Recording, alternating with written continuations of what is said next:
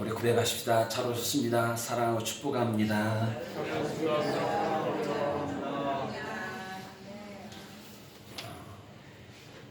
우리는 사람을 가리켜서 연대기라 이런 말을 씁니다. 그 처음 시작이 유아기가 있지만 아동기가 있습니다. 우리가 어린 아이들에게 그런 말을 합니다. 그리고 또한 우리도 어릴 때 들은 말이 있기도 합니다. 이 말이라고 하는 것은 그 누구도 이 세상 가운데 태어날 때에 다 들었으리라고 생각을 합니다. 그것은 뭐냐면 우리 삶 속에 나의 생김새가 어떻게 생겼으며 또한 말하고 있는 나의 목소리, 또 식성, 생활 습관 등 너는 어쩌면 그렇게 엄마와 꼭 닮았느냐, 엄마와 닮은 붕어빵이구나 이런 말을 합니다. 그리고 또한 넌 정말 아빠의 판박이다 이런 말을 듣습니다. 그런 말을 합니다. 여기서 닮았다고 하는 것은 뭘 이야기하는가 하면 DNA라고 이야기를 합니다. 총칭 말해서 DNA라고 말을 합니다. 이게 사람은 약 60쪽의 세포로 이루어져 있는데 이 세포 하나하나에 부모를 닮은 부모님과 동일한 유일한 정보가 이 DNA 속에 전부 다 들어가 있다는 이야기입니다. 그러니까 우리가 우리 인체의 구성이 어떻게 되어 있을까? 전혀 우리는 사실상 생각하지 않고 그렇게 살아갑니다. 다시 말하면 DNA는 생각하지 않고 본능적으로 움직이는 무의식의 세계가 있는가 하면 생각을 하면서 살아가는 의식이라고 하는 감각기관을 움직이면서 살아가는 두 개의 정신세계가 있다는 것입니다. 오늘 침대에서 일어납니다. 그리고 눈을 비비며 눈을 뜹니다. 그리고 내 몸을 침대에서 일어날 때 얼마나 힘을 줘야 되는지, 얼마나 허리를 펴고 굽히고 이런 것들, 또 침대에서 일어날 때 내 발가락이 지금 움직이고 있는지 움직이지 않는지 이런 것을 사실상은 모르는 것이죠. 분명히 움직임에도 불구하고 뭔가 모르게 내가 기상하고 새날을 맞이하는데, 내가 힘을 쓰고 있는데도 불구하고 내가 어떻게 아침에 일어나고 있는지 그걸 모르는 부분이 아주 많다는 거예요.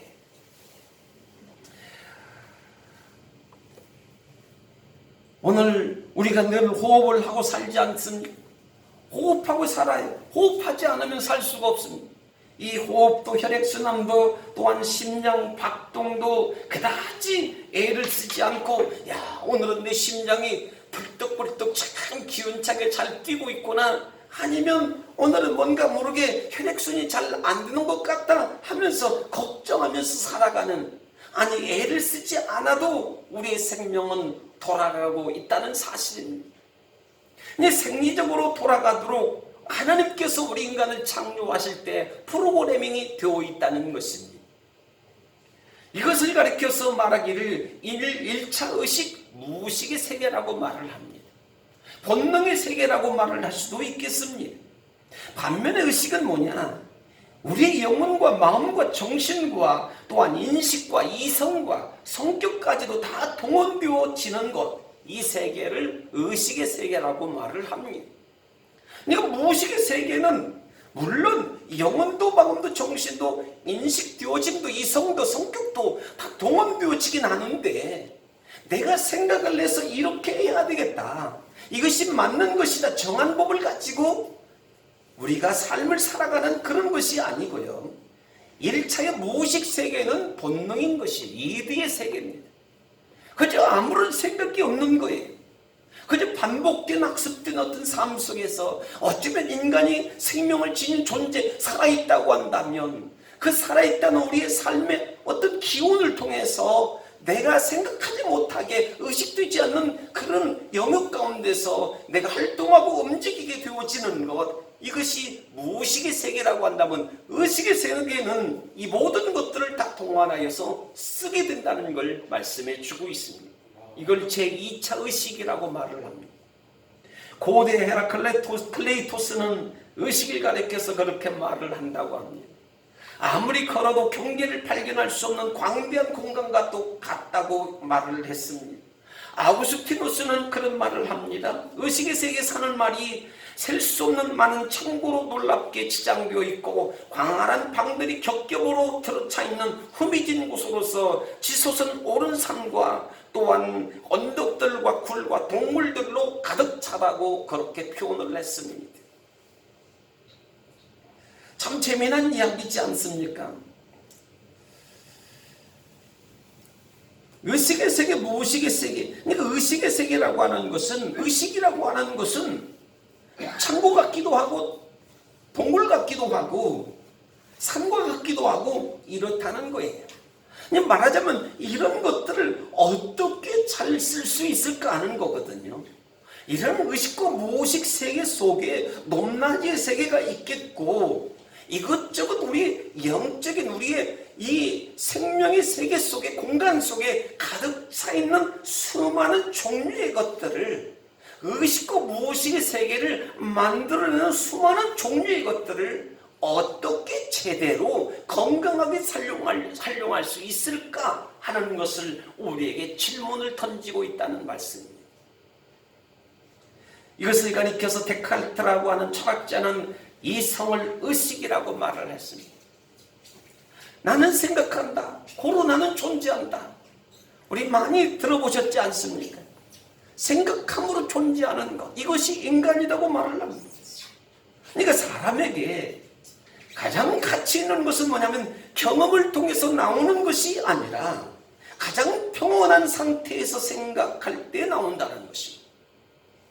가장 가치 있는 것, 가장 복된 인생, 가장 아름답다고 하는 것, 우리의 만족과 행복을 누릴 수 있는 것은 뭐냐면 바로 단순한 선경험적인 것이 아닌 경험 이전의 생각을 통해서 그래서 아름다운 세계관을 갖게 된다는 것입니다. 그래서인지 세계 수많은 경영인들을 보면 그렇습니다. 세계 CEO 1등을 다투며 세계 1인자 부자니 이런 사람들 내지 시대의 모든 경제를 이끌고 가는 이들을 볼 때 이들은 한 달에 몇 번이고 생각할 수 있는 공간을 찾는다는 것입니다. 그래서 사람은 어떤 존재냐면 생각하는 존재라는 거예요. 생각을 통해서 환경을 만들고 생각을 통해서 어떤 프로그램을 제작하고 생각을 통해서 목적을 성취해 나가는 것, 이것이 사람이라는 거예요. 아멘. 하나님도 그런 거 아닙니까? 하나님도 이 우주 모든 창조물을 만드실 때 그게 말씀의 지혜의 생각하심이 그래서 세상의 모든 것들이 하나님을 닮았다. 하나님의 형상대로 지으셨다. 인간을 짓 때 하나님을 닮게 하셨다. 이게 뭐냐면 하나님의 생각이거든요. 오늘 무엇을 말하기 위해서 이토록 무의식과 의식의 세계 이 어려운 어떤 심리학적인 이야기를 하고 있는 것일까요?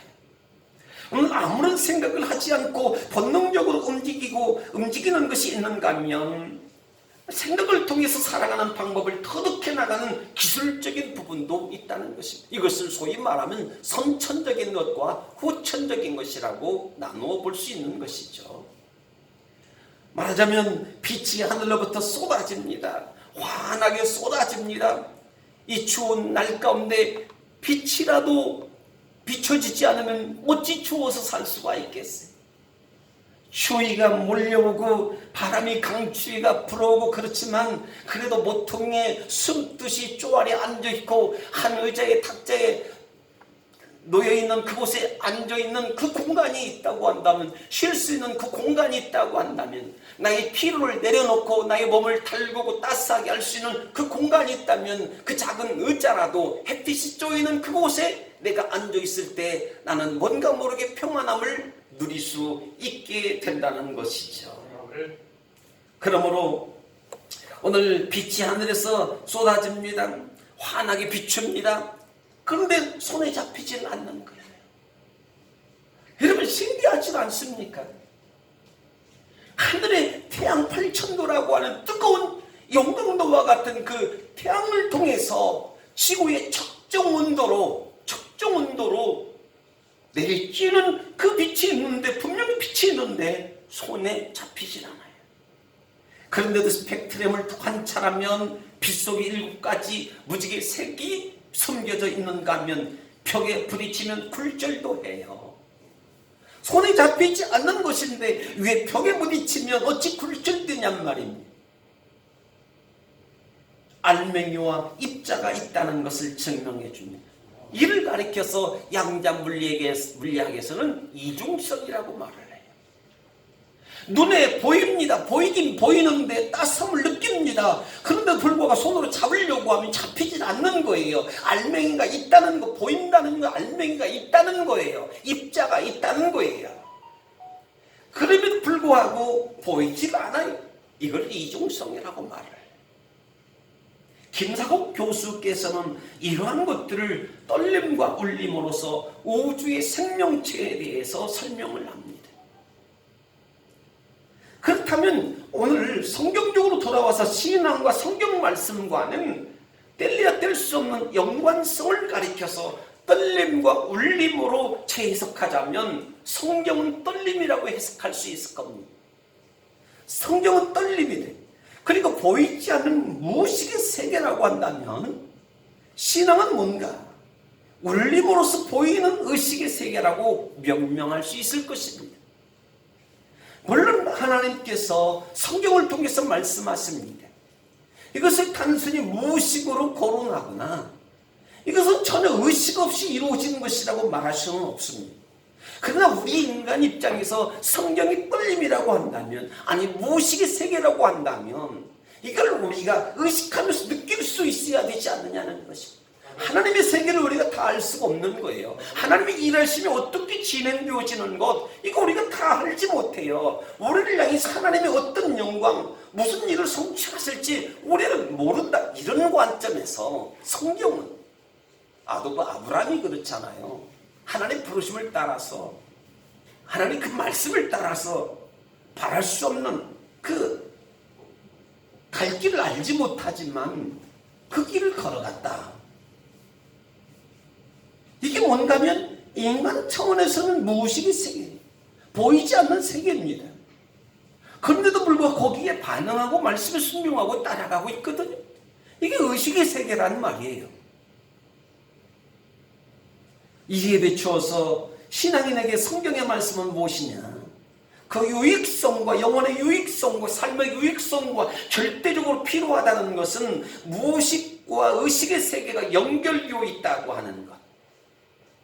말하자면 성경 말씀은 인간에게 절대적인 영향을 끼칠 뿐만 아니고 기독교가 가지고 있는, 오늘 우리가 가지고 있는 하나님을 내가 믿습니다, 하나님을 향한 믿음이 유효하다는 것을 무엇을 통해서 설명하고 확인할 수 있게 되느냐는 것. 그것은 바로 성경과 접속될 때 증명할 수 있게 된다는 겁니다. 아멘. 성경과의 만남이 우리가 믿음이 있다는 거예요. 성경이 가르쳐 주시는 그 말씀을 믿고 성경 속에서 말씀하시는 하나님을 만나고 아멘. 오늘 삶 속에서 오늘 성경을 이루어가는 하나님 역사 속에 내가 참여할 때에 그때 바로 아하, 나는 믿음의 사람이구나. 아멘. 이걸 알게 된다는 거예요. 아니 생각해보세요. 예수 믿어요, 교회 다녀요. 근데 성경 없이, 하나님 말씀 없이, 그리고 들려지지 않는 말씀 없이 가지고 내가 믿음이 있다고 그렇게 외칠 수가 있느냐고요? 내가 천국 갈 수 있는 사람이라고 말할 수 있느냐고요? 그건 불가능한 일이에요. 아멘. 그래서 요한복음 20장 31절에 말을 하는 거죠. 오직 성경 이것을 기록하면 너희로 예수께서 하나님의 아들 그리스도이심을 믿게 하려 하며 또 너희로 믿고 그 이름을 힘입어 생명을 얻게 하려 함이니라. 할렐루야. 성경 그대로 놓고 있으면 이 성경이 무슨 반응을 합니까? 우리의 삶을 변화시키고 바꾸어 줍니까? 아니라는 것. 여기에 대해서 우리가 의식을 갖고 어쩌면 의도적으로일지라도 이 성경에 기록한 목적이 있는데 예수님을 믿게 하는 것. 말하자면 성경은 곧 우리로 하여금 하나님의 아들 예수 그리스도와 연결시켜주는 통로가 되는 거라는 말씀입니다. 통로예요.